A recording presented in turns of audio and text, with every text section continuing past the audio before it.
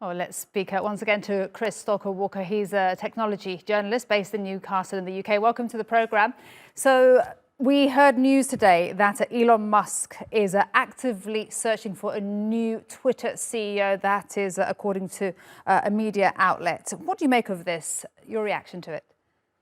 Yeah, I think it's inevitable that he'll be doing so. He has hinted since November that he believes someone else should take over Twitter in the long run. We've seen, and as was put in Eunice's package, I'm glad that I wore a different jumper today as well, that he is essentially running three companies at the same time and struggling to run any of them particularly well. So Tesla has seen its share price drop significantly. We've seen warnings from investors about this, and I think some of the reporting seems to suggest that this might have been a quiet tap on the shoulder from some of Tesla's biggest investors to say, well, actually, this is your main company, focus on this.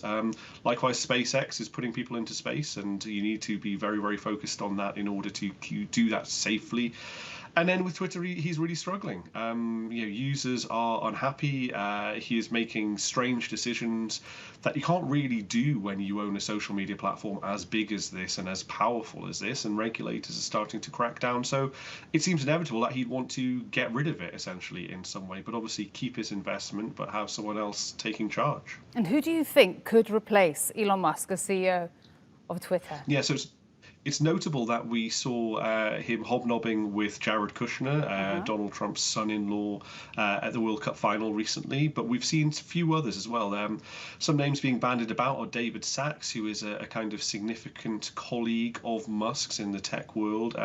Sriram Krishnan is another one. He used to work at Twitter, then went away and has now come back. So there are some names that are kind of being suggested. Another out of the left field would be Jack Dorsey, who actually was recently CEO of Twitter. Indeed, to make a comeback. Wow, that's so this be third time lucky, essentially, for him to do that. I don't know whether or not that would actually be necessarily the smartest choice, because he's recently disagreed an awful lot with Musk actually on Twitter about the direction that he's taken it, but it would potentially appease both users and also employees within the company, because Jack Dorsey was involved in all of this at the very beginning. So yeah, doing that would be a really good sop, I think, to his critics. That's very interesting what you say there, Chris, that Jack Dorsey could come back to run Twitter.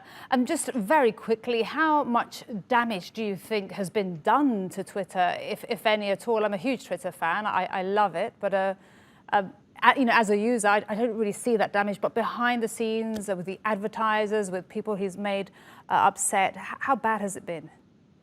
Really bad. The company's lost 75% of its workforce. It's lost almost all of its advertisers. People don't trust the decisions that it makes anymore.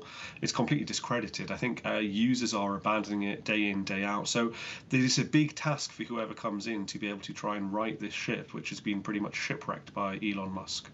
Chris, we'll leave it there. Fantastic to have you on once again. Thank you so much for speaking to us. Chris Stokel-walker from Newcastle in the UK. Appreciate it.